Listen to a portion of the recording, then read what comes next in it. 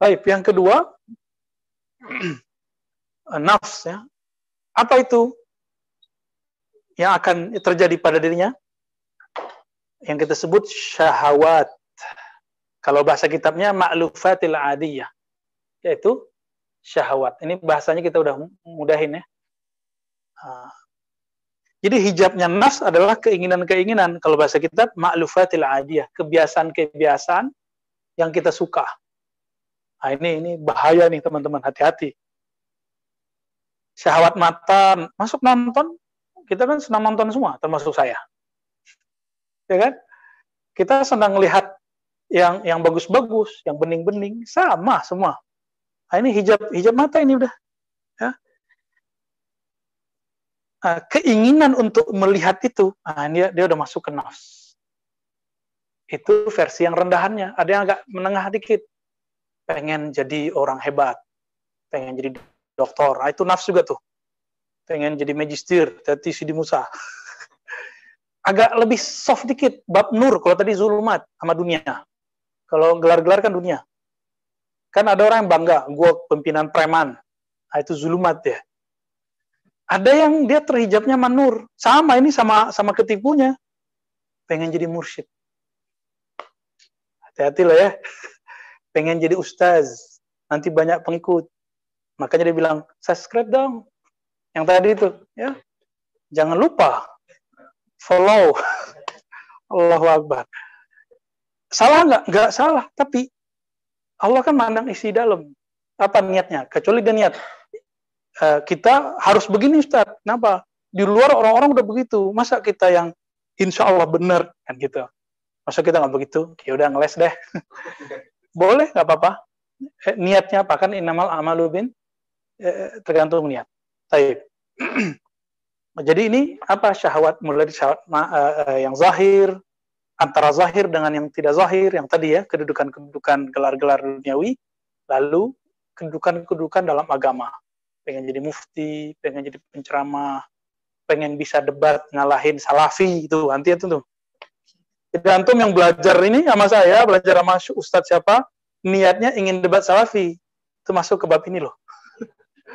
Ya. Jadi kita tolong ini di delete udah itu. Jadi habis ngaji dari sini antum sudah bersih lagi bagian yang ini. Jadi kalau kita debat salafi bukan karena pengen mendebat mereka, pengen bertahan aja gitu ya. Saya pengen memberikan hidayah ke mereka. Loh, siapa yang berhidayah? Ya, kita kan doain terus Allah yahdik, ya Razi, ya. Saya sering doain dia, kita aminin, amin. Sering masuk ya lewat sosmed kita ya. Saya sering didoain sama mereka. Alhamdulillah kita didoain. Marah nggak? Enggak. Ditakut-takutin. Ente dihisap nanti. Kenapa? Ente berani kritik Syekh Shalih Fauzan. Loh, emang nggak boleh kritik Syekh Shalih? Emang dia nabi? Ente berani kritik Albani, ente siapa? Ya saya Ar-Razi. Ya, emang nggak boleh? Dia boleh ngeritik Nawawi, dia boleh ngeritik ya, Imam Syafi'i dikritik. Wah, disembelih nanti Imam Syafi'i itu. Ya, imam-imam kita dikritik. Nauzubillah min dzalik ya. Nah, jadi kita berlatih, saya pun berlatih, antum berlatih ya, biar bisa ngelewatin ini. Sesaat kita bisa ngelewatin, yang penting pindah dulu. Baru masuk ke kolbu. Itu sebabnya antum nggak pernah bisa khusyuk. Karena dua hijab ini belum lewat. Kenapa di sini kita belajar zikir zahir, baca rotib, nah itu mainnya di jawarih. Nafs juga, nahan capek kan? Ya. Jadi ada orang bilang ke saya, antum mah kebanyakan wirid di ribat. Itu teman-temannya pada capek tuh. Loh, dia yang datang ke sini kecapean, dia tuduh orang lain. Dia yang capek, seharusnya dia bilang, kelamaan gitu. Dia aja ngomong, ya. Anak ribat kan insya Allah soleh-soleh lah. Pegel-pegel di awan. Nah, jadi kelihatan tuh nanti ketika baca wirid, walaupun males lawan. Nah, ini level 2. Level 3-nya apa?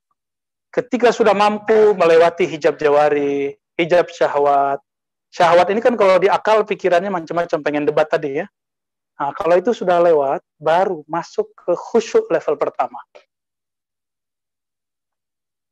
Itulah fil qalb. Inilah yang disebut di Quran. Qad aflahal mu'minun alladzina hum fi salatihim khasyi'un.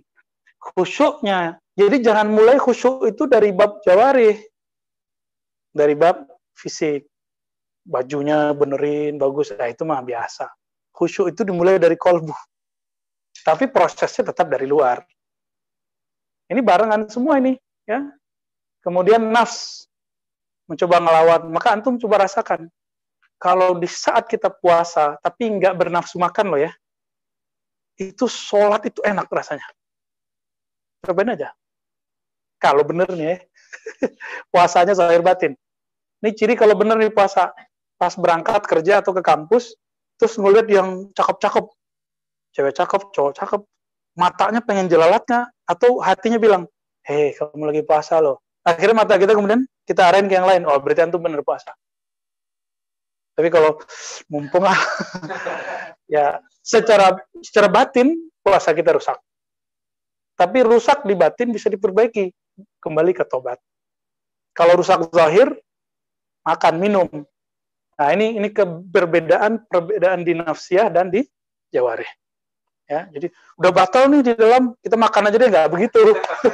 Enak amat ya.